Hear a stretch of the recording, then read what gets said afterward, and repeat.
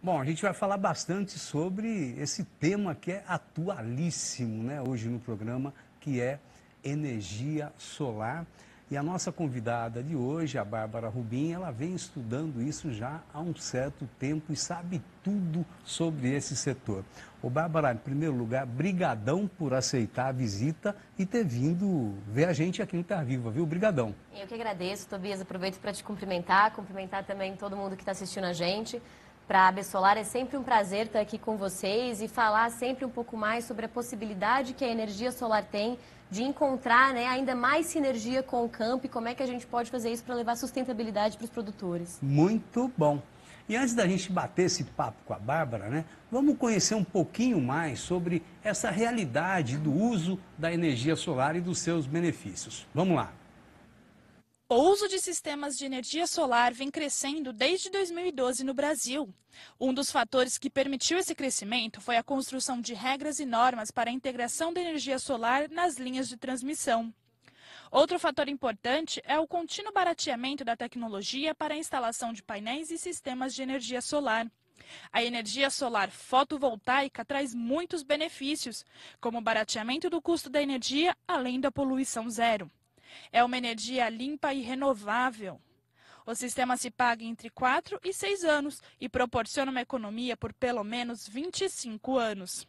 O setor agropecuário tem grande potencial de uso a partir da instalação dos painéis solares no teto dos galpões, dos armazéns e do aproveitamento dos grandes barracões das máquinas e implementos.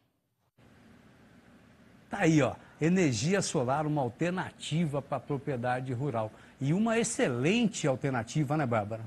Com certeza. É importante a gente perceber que, infelizmente, desde 2012 até hoje, Tobias, a conta de luz do brasileiro, inclusive do produtor rural, subiu cerca de 499%. É muita coisa, né? É absurdo. E se por um lado a conta de luz está ficando mais cara, por outro isso significa que está ficando cada vez mais viável, cada vez melhor para o cidadão, para o produtor gerar a própria energia, fica cada vez mais barato. Para a gente ter uma ideia, o preço dessa tecnologia, o preço dos módulos, das placas fotovoltaicas, como a gente fala, caiu 75% nos últimos 10 anos. Olha, é legal isso, hein? Reduziu bastante a tecnologia, né? Igual computador, né, Bárbara? No começo, o computador que para ter em casa era caríssimo, né? Hoje, exatamente. Qualquer celular é um computador, né? Exatamente, né? Assim, a tecnologia foi ficando um pouco mais, foi acessível ganhando mais também. Competitividade, a gente foi ganhando mais eficiência nos equipamentos que a gente tem. Isso se tornou mais acessível, né? E aí por uma conjunção de fatores, na verdade. Um desses fatores, a gente já falou, é a conta de luz, que fica cada vez mais alta, né? Não só a conta de luz tem subido, vale a gente lembrar que desde 2015 o brasileiro ainda tem que arcar na sua conta de luz com as chamadas bandeiras tarifárias. Pois é, né? Desce o nível do rio, fica mais cara a energia elétrica. Exatamente, né? E aí a gente tem que ir de uma bandeira verde, que a gente quase nunca vê mais, infelizmente, para uma bandeira amarela, vermelha 1 ou vermelha 2, que é a mais cara. Para a gente ter uma ideia, no último ano, né, no período desses últimos 12 meses, a bandeira tarifária na nossa conta de luz ficou vermelha em mais da metade do tempo. Olha só. Exatamente. E aí, quando o cidadão gera a própria energia, que é uma possibilidade também que a gente tem desde 2012 aqui, ele consegue não só economizar, porque ele deixa de consumir essa eletricidade que aumentou de preço da concessionária de energia, da rede elétrica, mas também porque o valor que ele paga de adicional de bandeira na conta de luz dele cai. Então acaba sendo uma economia dupla. Olha só, e é fantástico isso, né, Bárbara, essa possibilidade que a gente tem aqui no nosso país de trabalhar com as várias formas de energia, não só durante o ano, mas às vezes durante o próprio dia, né? Exatamente. O Brasil tem uma riqueza de fontes renováveis que ela é única no mundo. Assim. O potencial que a gente tem de radiação solar, de luminosidade para geração de eletricidade é praticamente um dos melhores do mundo. E aí as nossas fontes elas se complementam. Então, nos períodos de seca, por exemplo, né, em que a tarifa fica mais cara, a gente tem patamar vermelho, os reservatórios caem, é quando a gente tem mais sol. Então, é quando a gente tem os nossos sistemas fotovoltaicos, os nossos sistemas solares, gerando mais eletricidade. Um maior potencial. Exatamente. E eu fico imaginando, por exemplo, Bárbara, uma granja de suínos que tem o biodigestor que queima o metano, né? Então, pode colocar painel solar nesses galpões aí, né, da granja, produzir energia solar, produzir energia com o biodigestor. Exatamente. E ainda está evitando de jogar metano para a atmosfera, né? Porque ele é queimado e vira energia. Exatamente. E aí se torna o quê, né? Cada um de nós, cidadãos, ajudando aí não só a ter uma atitude mais sustentável, mas uma atitude que faz sentido financeiramente. É importante que a gente deixe isso claro. O vídeo mostrou muito bem. Hoje o retorno que a gente tem desse investimento é na casa de 4 a 6 anos, dependendo do estado que a gente tem. Mas com essas atitudes, a gente também ajuda o país, por exemplo, a cumprir um acordo que a gente estabeleceu lá na Conferência de Paris, que é exatamente de reduzir as emissões que o Brasil tem de gases de efeito de estufa. O Brasil se comprometeu a reduzir 37% de suas emissões de gases de efeito de estufa até 2025. E muito disso vai ter que vir, por exemplo, do setor de energia. Quando a gente escolhe gerar a nossa própria energia, a gente está, de alguma forma, ainda que hoje seja pequeno, tem muito espaço para o setor crescer, a gente está ajudando, por exemplo, a fazer com que a nossa matriz, a nossa geração de eletricidade no país fique mais limpa. Bárbara, a Alemanha parece que é um país meio referência, né, para a adoção de energia limpa, né? Isso. E eles têm um pacto aí de parar de usar petróleo, né, em breve, não sei se é 2020, 2030, mas né, é um prazo aí que está chegando, está para chegar. O carro elétrico já é uma realidade, né, também na Alemanha e em outros países da Europa. Por que aqui no nosso Brasil, que é um país solar, né, a gente tem tantos autores falando, né, da capacidade de geração de energia, da biomassa a partir do sol aqui no nosso Brasil, por que demorou tanto para, entre aspas, pegar a energia solar aqui? Você tem essa resposta? Acho que essa é uma resposta de 1 milhão, né? A gente tem vários fatores, mas que no fundo é uma decisão, e mudar para a energia solar é uma decisão óbvia, né? Então sempre é difícil para a gente entender por que tem demorado tanto para a coisa de fato estourar no país. Tem um filósofo que fala que é preciso estar preparado para enxergar o óbvio, né? Exatamente. Eu acho que o Brasil vem se preparando. Desde 2012, a gente tem visto um pouco mais de vontade política no governo de ajudar aí o desenvolvimento da fonte. Então, tanto desenvolvendo políticas, leilões, para que a energia solar ela seja inserida na matriz de uma forma maior, que são essas plantas centralizadas, né, que são os parques solares, que a gente chama, quanto permitindo que o cidadão gere a própria energia. Mas acho que, infelizmente, a resposta que a gente tem, de fato, é que falta ainda muita vontade política, né, do governo, e falta também um pouco mais, acho que de visão mesmo, de vários agentes privados que a gente tem. Por exemplo, hoje, para você ter uma ideia, Tobias, 90% dos brasileiros gostariam de gerar a sua própria energia através do sol. E só não o fazem porque hoje o principal gargalo que a gente tem é a falta de linhas de financiamento adequada.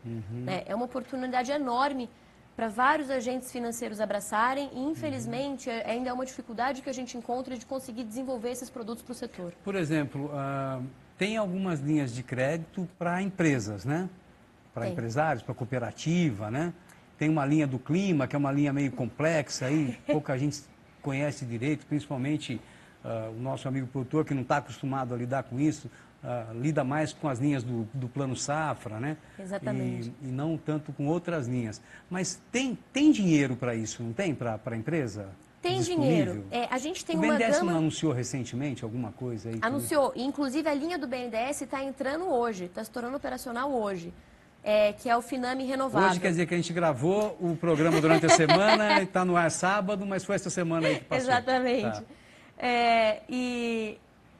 Então, tem o BNDES Finame Renovável, mas a gente tem uma série de outras linhas que também já estão disponíveis, né, para pessoas físicas, para pessoas jurídicas, para cooperativas. Tem várias linhas para o campo também, para o produtor rural.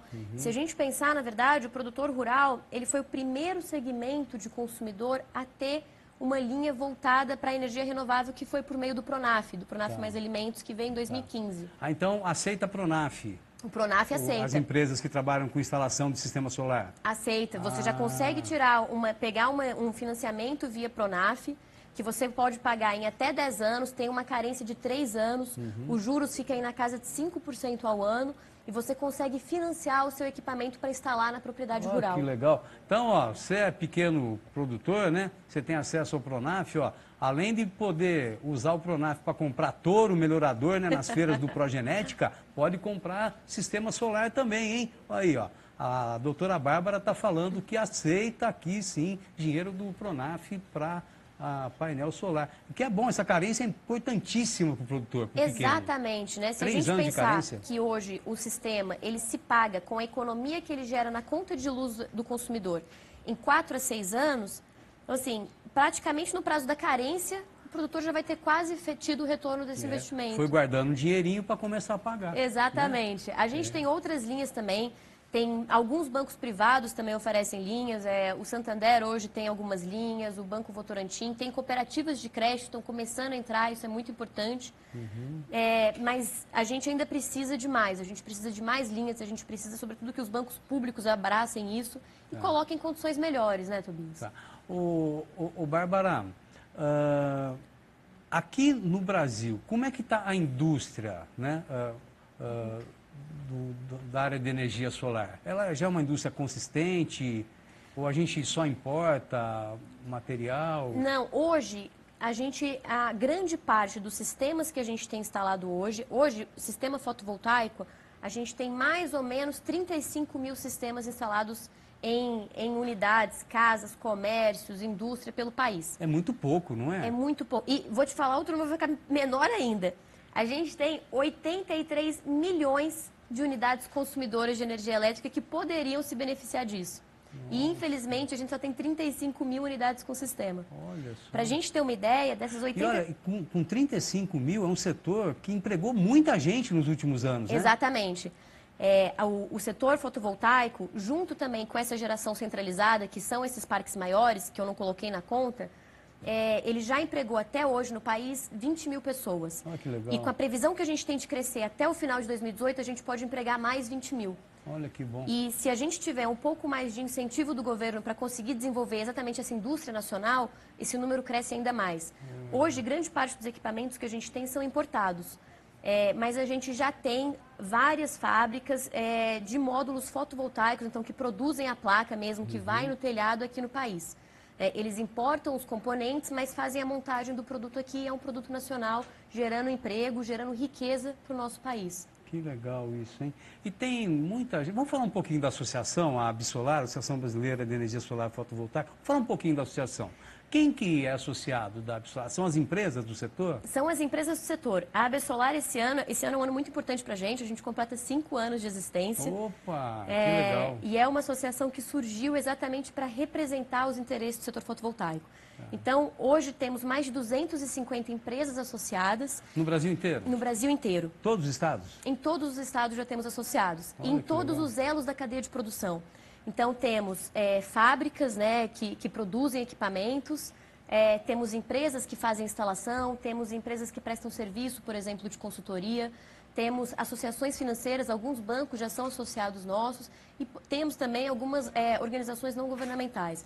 Então, o nosso objetivo da associação é garantir que a energia solar fotovoltaica, ela cresça e ela se desenvolva no país de uma forma sustentável. Olha só, que legal isso, hein? E a associação, o pessoal está todo mundo feliz lá? Vivendo o crescimento? Acho que o setor a gente tem visto um crescimento muito grande, mas eu gosto sempre de pontuar, Tobias, que assim, o crescimento que o setor vê não é porque está tudo perfeito. Não é porque a gente tem toda a política pública que a gente precisa no lugar, não é porque a gente tem os investimentos que acontecem. É por 2 motivos principais, 3 motivos, né? Porque o Brasil tem um potencial muito grande, então acho que é um movimento natural que a gente comece a ter energia solar cada vez mais presente aqui. 2, porque o setor privado tem batalhado muito por esse crescimento, então desenvolvendo novos modelos de negócio. Por exemplo, a gente tem alguns modelos de negócio surgindo que eles visam exatamente democratizar o acesso. Então, se eu sou uma consumidora e eu não tenho uma área na minha casa, ou eu não tenho um dinheiro para fazer um investimento, tem empresas que hoje fazem o investimento por mim e me alugam uma parte desse equipamento. E o aluguel que eu pago é menor do que a economia que eu vou ter na conta de luz. Olha só. Então, é um negocião, hein, Bárbara? É, um negocião, ó. Tem nome isso aí?